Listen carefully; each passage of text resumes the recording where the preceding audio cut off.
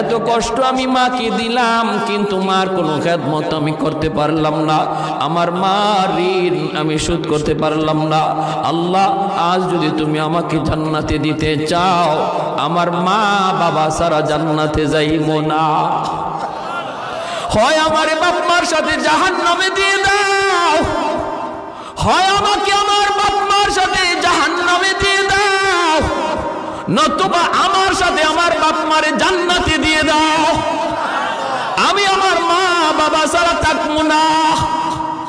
আল্লাহ, তুমি আমার দুনিয়াতে পাঠাইছো, আমার মা আমার বাবা আমার উপর কি পরিমাণ ঋণ, আমি তো ঋণ শোধ করার সুযোগ পাই নাই, দিছো না। আজ হাসরের মাঠে যদি আমাকে জান্নাত দিতে হয়, বাপ মা ছাড়া জান্নাতে যাইব না। রব্বুল আলামিন তখন বলে, বান্দারে, আমি আল্লাহর আদত হচ্ছে জাহান্নামীকে জান্নাত